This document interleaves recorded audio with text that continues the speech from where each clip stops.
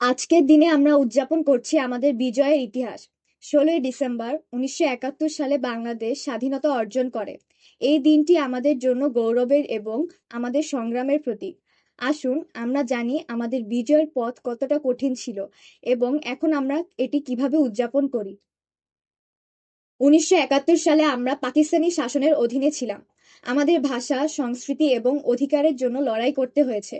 25 March রাতে পাকিস্তানি সেনাবাহিনী operation searchlight নামে একটি নির্মম হত্যাযজ্ঞ চালায়।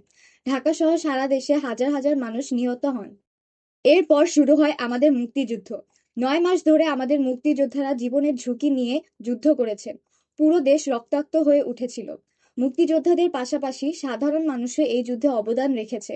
মায়েরা তাদের সন্তানদের যুদ্ধে পাঠিয়েছেন। গ্রামের মানুষ খাবার এবং আশ্রয় দিয়ে সহায়তা করেছেন।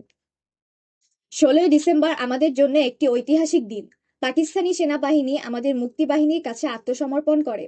এই দিন আমাদের স্বাধীনতার প্রতীক হয়ে ওঠে।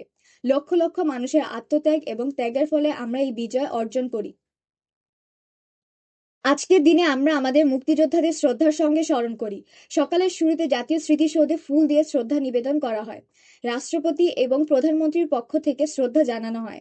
সারা দেশে কুচকাওয়াজ, সাংস্কৃতিক অনুষ্ঠান এবং আলোচনা সভার আয়োজন করা হয়।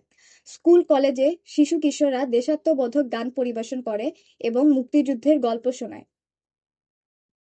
বিজয় দিবস শুধু উদযাপনের দিন নয়, এটি আমাদের দায়িত্বের কথা মনে করিয়ে দেয়। এই দেশকে স্বাধীন রাখতে যারা জীবন দিয়েছেন তাদের স্বপ্ন পূরণ করা আমাদের দায়িত্ব। আমাদের দেশের উন্নতি এবং ঐক্যের জন্য কাজ করা তাদের প্রতি প্রকৃত সম্মান জানানো। বিজয় দিবস আমাদের জন্য শুধুমাত্র আনন্দের দিন নয়, এটি আমাদের সংগ্রামের ইতিহাসকে মনে করার দিন।